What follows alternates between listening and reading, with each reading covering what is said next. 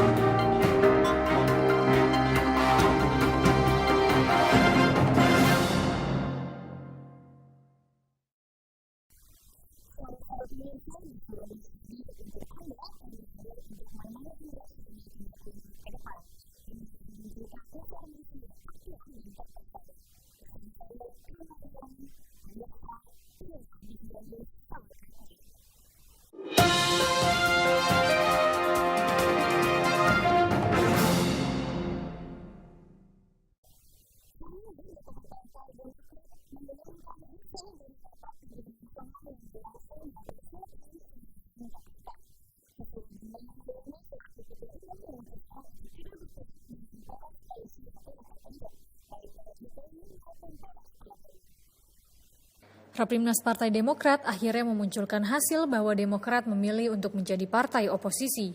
SBY pun menyatakan bahwa di parlemen, Partai Demokrat bisa menjadi oposisi yang kritis dan cerdas serta memastikan keputusan pemerintah berpihak pada rakyat.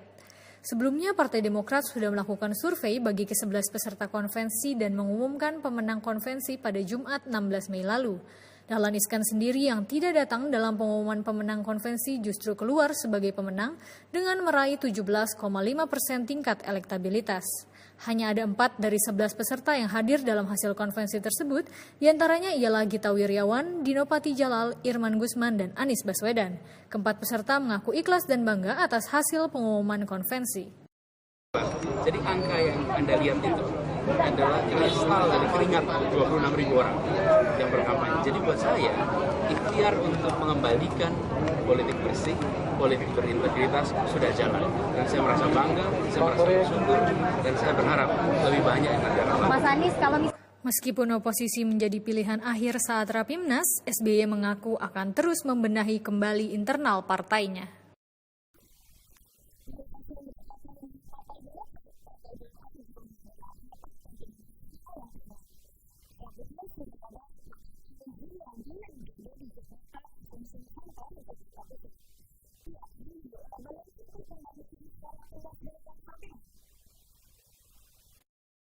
Ya, selamat siang pemirsa.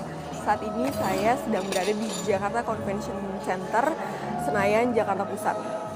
Baru saja berlangsung rapat pimpinan nasional Partai Golkar yang ke-6. Rapat ini telah berlangsung dari tanggal 17 hingga sore ini tanggal 18 Mei 2014. Hasil dari rapat pimpinan nasional ini pun akhirnya memberikan mandat penuh terhadap Abu Rizal Bakri untuk maju sebagai capres ataupun cawapres dalam Pilpres 2014. Namun sampai saat ini Partai Golkar juga belum menentukan arah koalisi. Berikut cuplikan dari Abu Rizal Bakri. Secara resmi Partai Golkar hanya memutuskan satu calon presiden atau calon wakil presiden, yaitu Abu Rizal Bakri. Tetapi bila ada yang ingin mengajukan dan diminta oleh partai lain, maka mereka tidak bisa menggunakan organisasi ataupun atribut Partai Golkar dan harus menanggalkan semua jabatannya, baik di dalam lembaga legislatif dan di dalam struktural Partai Golkar. Ya, sekian laporan dari saya. Juli melaporkan untuk Divia News.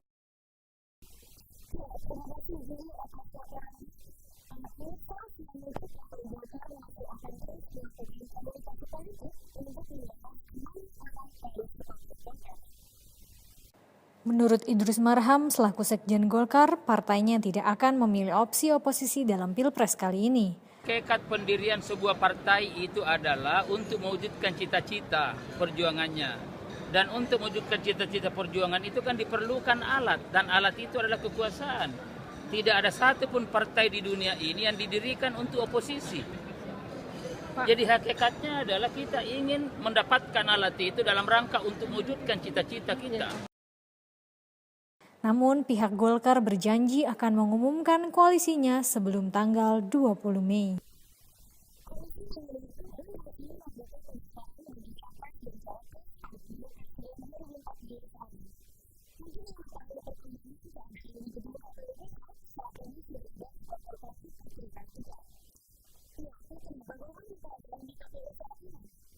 Ya, selamat siang pemirsa. Sekarang saya sudah berada di kantor Komisi Pemilihan Umum Pusat di kawasan Menteng, Jakarta Pusat. Komisi Pemilihan Umum atau KPU sekarang tengah mempersiapkan pendaftaran untuk calon presiden dan calon wakil presiden. Sesuai peraturan KPU nomor 4 tahun 2014, hari ini pada tanggal 18 Mei 2014 adalah hari pertama untuk pendaftaran capres dan cawapres untuk Juli mendatang yang dilakukan selama 3 hari sampai tanggal 20 Mei 2014 nanti. Namun sampai saat ini belum ada capres dan cawapres yang datang untuk mendaftarkan dirinya untuk maju di pemilihan presiden 9 Juli mendatang. Kondisi di KPU saat ini sekarang masih sepi dan masih terlihat juga beberapa persiapan yang dilakukan oleh panitia dari KPU sendiri. Tapi juga sudah ada beberapa kursi dan tenda yang disiapkan untuk para tamu yang datang dan juga para partai yang akan mendaftar nantinya.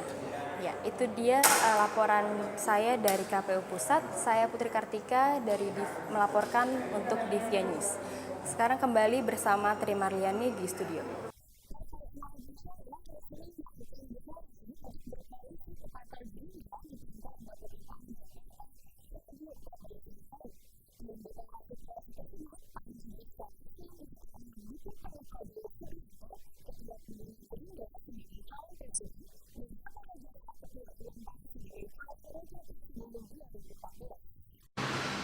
Partai Amanat Nasional menggelar rapat kerja nasional untuk menentukan arah koalisi sekaligus dukungan kepada calon presiden dan calon wakil presiden.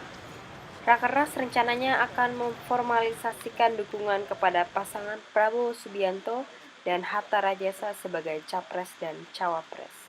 Rakernas yang lalu, 4 partai nasional menentukan Pak Anas sebagai capres ya.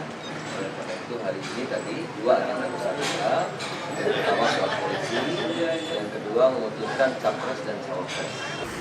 Rakernas yang diadakan di kantor DPP PAN Jakarta dilakukan sebagai suatu proses pengambilan kebijakan partai. Perolehan suara PAN yang terbilang kecil membuat PAN tidak bisa mengusung capres sesuai dengan harapan di Rakernas PAN pada tahun 2012. Sehingga pada tahun ini, PAN hanya mencalonkan Ketua Umum Hatta Rajasa sebagai calon wakil presiden. Partai Gerindra dan juga adalah calon Presiden Republik Indonesia 2014, Saudaraku Prabowo Subianto. Prabowo Subianto selaku Ketua Umum Partai Gerindra pun disebut sebagai calon presiden yang akan menemani Hatta pada Pilpres mendatang. Saya hanya bisa berdoa kepada Yang Maha Kuasa bahwa saya diberi kekuatan tidak mengecewakan kepercayaan saudara-saudara kepada saya. Atas nama bangsa Indonesia, atas nama bangsa Indonesia, tepuk tangan untuk Prabowo Hatta.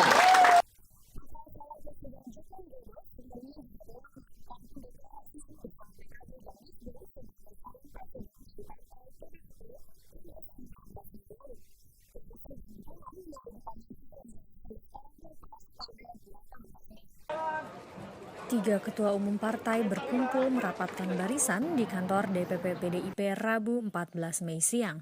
Ketua Umum PDIP Megawati Soekarno Putri, Ketua Umum Partai Nasdem Surya Paloh, dan Ketua Umum PKB Muhaimin Iskandar mendeklarasikan koalisi mengusung Jokowi sebagai Capres Pilpres 2014. Ketua Umum PKB Muhaimin Iskandar mengaku bersyukur partainya dapat berkoalisi dengan PDIP dan Partai Nasdem serta mengusung Jokowi. Di mata Muhaimin, Jokowi adalah sosok pemimpin yang dipercaya mampu membawa bangsa Indonesia ke depan. Ketua Umum Partai Nasdem Surya Paloh juga bersyukur telah mendeklarasikan koalisi dengan PDIP dan PKB. Koalisi ini diharapkan dapat mengantar Jokowi memenangkan Pilpres 9 Juli mendatang. Tujuan kebangsaan yang lebih besar merupakan tujuan yang terpenting dibandingkan dengan tujuan kita, baik itu PDI Perjuangan maupun Nasdem. Maka Nasdem akan terpanggil seluruh kemampuan dan kekuatan yang ada, tanpa prasyarat apapun memberikan dukungan kepada Jokowi. Jokowi mengaku senang dengan rekan-rekan koalisi PDIP yang mendukung penuh kebijakannya untuk tak bagi-bagi kursi dan jabatan. Kemurnian kerjasama antar partai sampai detik ini tidak pernah berbicara, kita tidak pernah berbicara mengenai menterinya siapa dan cawapresnya siapa. Megawati pun mewanti-wanti jangan sampai parpol yang telah menaikkan koalisi akan berubah haluan pada lain waktu. Dari Jakarta, tim Divia News melaporkan. Pedagang kaki lima di Gazebo akhirnya direlokasi. Sesaat lagi dalam Divia News.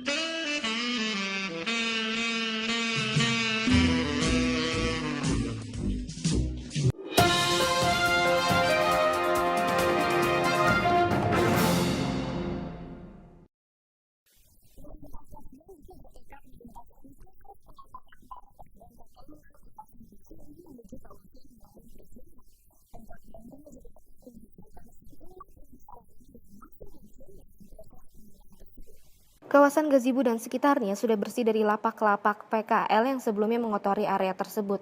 Sebanyak 2.500 PKL Gazebo Bandung secara bertahap telah direlokasi menuju Monumen Perjuangan. Namun sehari setelah dibagikannya kartu tanda pengenal PKL, masih terdapat 1.000 PKL yang belum tertampung. Pembagian lapak dibagi sesuai dengan masing-masing dagangan jualan PKL, seperti pakaian, tas, serta makanan minuman. Meskipun pemenahan dan penataan PKL Gazebo menuju Monumen Perjuangan berlangsung lancar, sejumlah PKL yang hendak dipindahkan masih banyak yang belum nurut dan banyak pedagang yang mengaku merugi. Yang jelas sih enakan di sana, ya mungkin karena dari sini pertama awalnya kita mencari lagi pelanggan, kalau di sana sih yang segini tuh udah lumayan dapat, kalau sampai sekarang saya belum laris yang satu pun belum ada yang keluar ya. Upaya pemindahan dan penertiban diakui oleh Satpol PP berlangsung cukup tertib. Hanya beberapa pedagang ada yang mengeluh karena merasa lokasi relokasi dinilai tak seramai seperti di kawasan Gazebo dan sekitarnya. Lancar, bagus. Cuma ya kalau pagi-pagi kan, tadi pagi-pagi ada yang di sini. Cuma mereka merasa ketakutan gak laku, pada geser ke bawah. Wali Kota Bandung Ridwan Kamil menanggapi memang masih ada sejumlah PKL yang belum tertampung. Ridwan Kamil akan berupaya untuk menyediakan sejumlah lahan bagi PKL yang belum mendapatkan lapak. Selalu ada hambatan karena yang dikelola lebih dari ribuan orang ya, ada 2.500 PKL, ada yang nurut, ada yang enggak, gitu. Ada yang ikut aturan. Ada yang juga yang selalu dinamika dalam urusan ilmu sosial.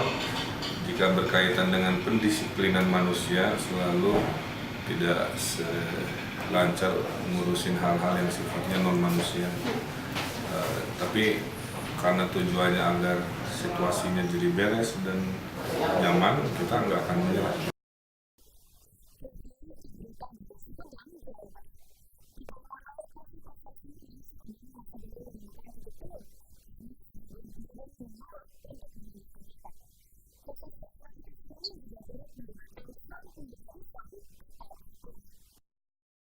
Sehari jelang tenggat waktu relokasi Pasar Sandang, Sumedang, Jawa Barat, tempat baru yang disediakan terlihat relatif kosong. Masih banyak pedagang yang memilih bertahan di tempat lama. Meski demikian, sebagian lainnya meraup keuntungan lebih di tempat baru.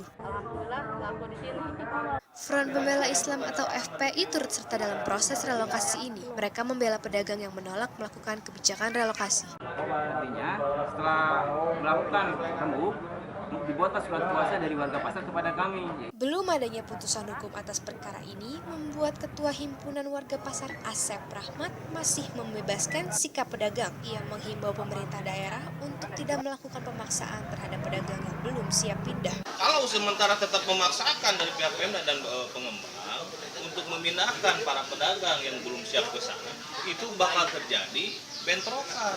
Hingga kini warga pasar masih menunggu putusan hukum terkait kasus ini. Astari dan Anglia melaporkan dari Sumedang.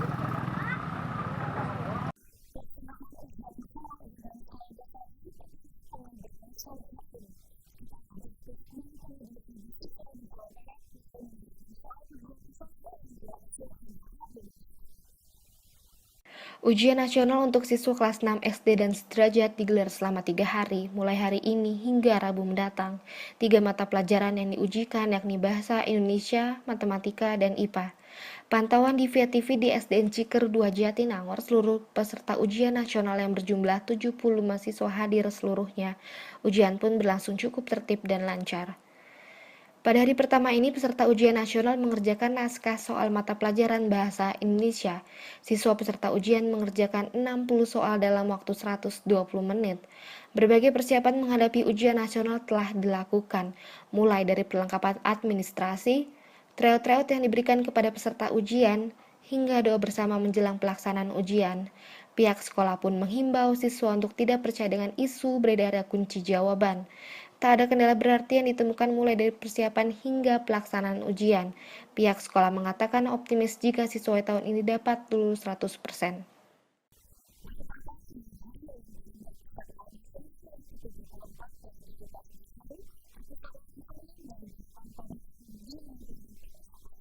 Tema yang diusung pada perayaan ulang tahun kali ini adalah Indonesia dari sisi yang berbeda-beda. Selain itu, acara ini juga dilengkapi dengan dibukanya berbagai stand perpustakaan institusi. Pameran ini kita selenggarakan selama 5 hari atau 4 hari kerja, yang diantaranya itu kita ada kegiatan berbagai macam koleksi yang akan yang dipamerkan. Ada koleksi-koleksi yang terkait dengan manuskrip, ada koleksi yang terkait dengan buku langka, dan juga yang sesuai dengan tema tahun ini, Indonesia dalam gambar.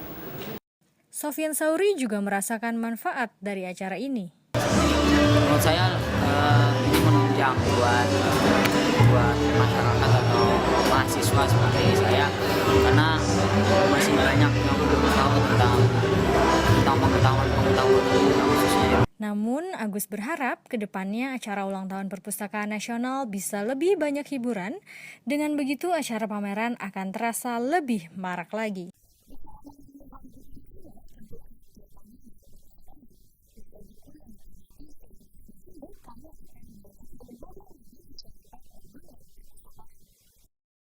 Pemirsa, 17 Mei adalah Hari Buku Nasional. Sayangnya tak semua orang mengetahuinya. Keberadaan teknologi informasi yang canggih membuat minat baca buku berkurang. Mobilitas yang padat menjadi salah satu faktor utama mengapa teknologi informasi menjadi pilihan utama. Jika begitu, masihkah perpustakaan dibutuhkan? Masih, soalnya nggak semua materi yang kita butuh tuh ada di gadget. Penting banget, karena dari perpustakaan biar orang itu tidak kecenderungan dengan internet juga gitu, karena dari internet bisa muncul kemana saja gitu. Gak penting. Kenapa? Saya sekarang udah ada internet, akses ke internet juga lebih gampang. Meski dianggap masih dibutuhkan dan tak tergantikan dengan gadget, nyatanya banyak perpustakaan konvensional yang terlihat sepi. Namun, perpustakaan bagaimanapun keadaannya tetap merupakan sumber informasi yang paling sahih.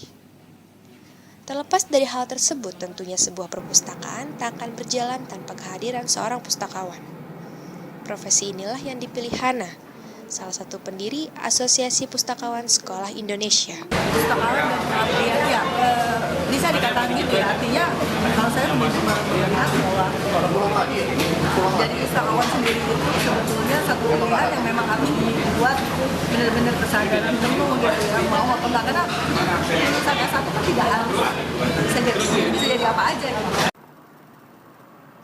Walau profesi pustakawan seringkali disepelekan oleh sebagian orang, Hana memiliki kebanggaan sendiri dapat menjadi pendidik di bidang perpustakaan. Selamat Hari Buku Nasional. Tim Divia TV melaporkan.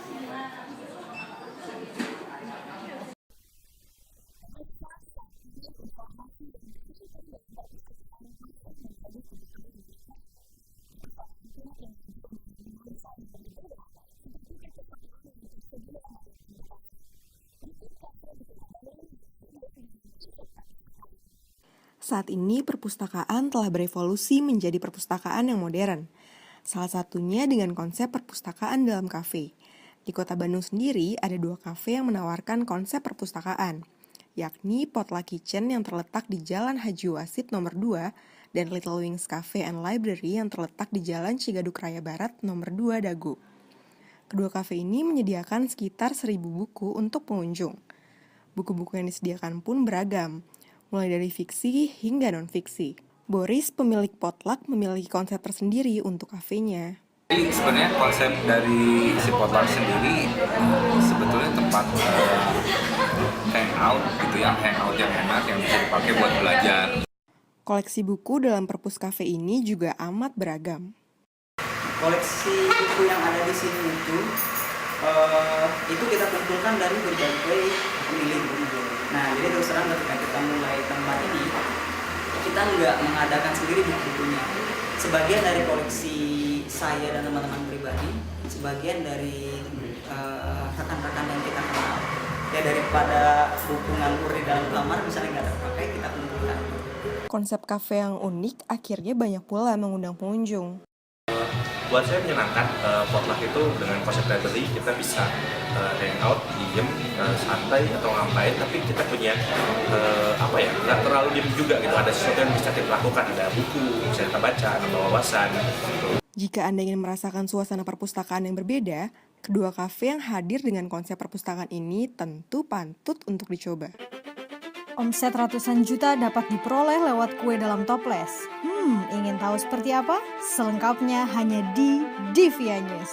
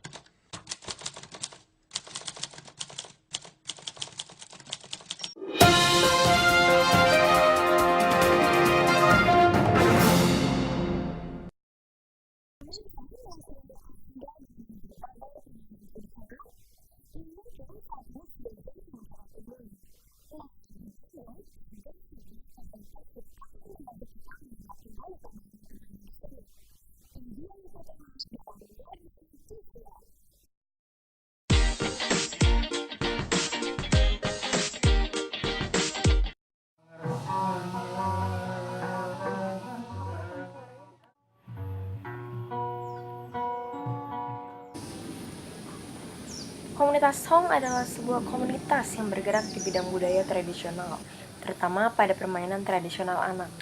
Komunitas yang bertempat di kawasan Bukit Dago ini sudah didirikan sejak tahun 2003 oleh pendirinya Muhammad Zaini Alif. Beliau adalah seorang peneliti mainan di Indonesia ini beliau itu sampai tugas S1-nya juga tentang permainan tradisional, S2-nya tentang permainan tradisional, dan sekarang lagi menempuh S3 juga tentang permainan tradisional. Komunitas Song adalah sebuah komunitas mainan permainan tradisional, kayak tepatnya kita pusat kajian mainan tradisional. Kalau sasarannya sendiri sih memang dari mulai kecil ya, dari mulai TK mungkin sampai usia dewasa juga masih bisa bermain.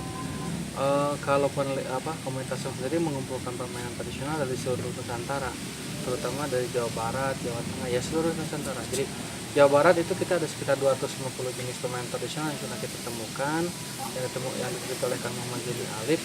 Lalu juga Jawa Tengah, Jawa Timur ada sekitar 300, Sumatera ada 50, dan di luar provinsi itu ada sekitar 300 jenis mainan tradisional. Jadi seluruh di Nusantara ini ada sekitar 980 jenis permainan tradisional. Kalau anggota sih ada latihan, ada ngumpul, sharing dan sebagainya. Tapi kalau misalkan orang berkunjung ke sini, itu satu ada workshop bikin mainan, lalu ada mencoba permainan tapi kita gamekan kayak outbound.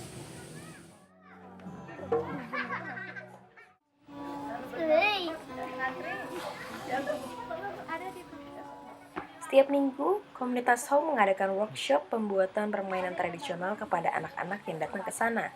Kali ini ada rombongan dari TK Pembina Sumedang yang datang untuk melihat cara membuat permainan tradisional di komunitas Home. Jadi tadi kan ingin mengenalkan budaya Sunda, sebagaimana di sekolah juga diajarkan di sana mengenal budaya Sunda. Anaknya nanti mau diajak bermain, ya mengenal permainan-permainan yang dulu suka dimainkan oleh orang-orang Sunda, dan sekarang pun anak-anak bisa memainkannya supaya nanti kan dia punya pengalaman dan merasa bangga bagaimana dia menjadi seorang Sunda gitu. Ya, salah satu tujuan komunitas Song adalah mengenalkan kembali budaya tradisional kepada anak agar anak-anak tetap bisa melestarikannya. Komunitas yang sekarang sudah memiliki beberapa cabang di luar kota ini juga rutin mengadakan olimpiade pembuatan permainan tradisional setiap tahunnya, dan pesertanya pun dari perwakilan sekolah di seluruh Indonesia. Bagi Anda yang tertarik melihat pembuatan permainan tradisional, bisa langsung datang ke Jalan Bukit Pakar Utara nomor 35 setiap hari dari pukul 9 pagi sampai 2 siang dengan membayar tiket masuk sebesar Rp35.000. Terakhir, kenalkanlah terus budaya tradisional kepada anak-anak, karena nantinya anak-anaklah yang akan menjadi penerus bangsa di masa yang akan datang.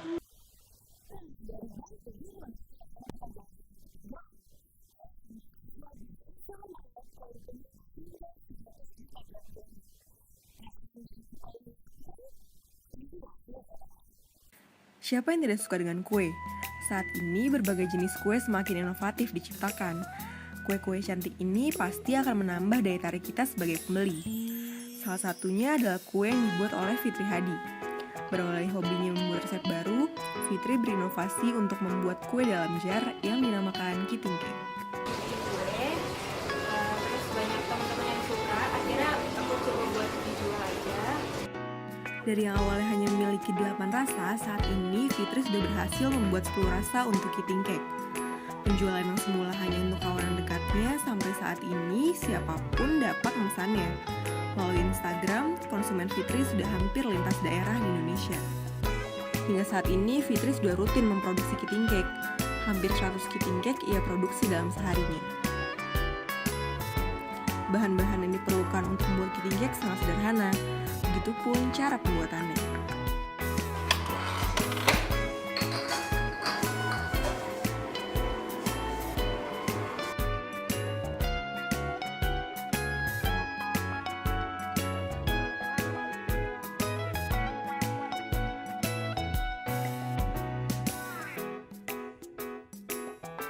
Kalau omset per bulan itu ya udah 50 ke atas, 50 sampai 100 sih, tergantung bulan, tergantung lagi ordernya. Lumayan lah ya buat udah bisa buat bayar kuliah sendiri, udah apa nggak bisa yang orang tua lagi. Pesan aku sih buat teman-teman yang mau berwirausaha, jangan pantang menyerah ya, terus berinovasi terus, sama pokoknya keluarin ide-ide kreatifnya supaya berbeda aja dari yang lain.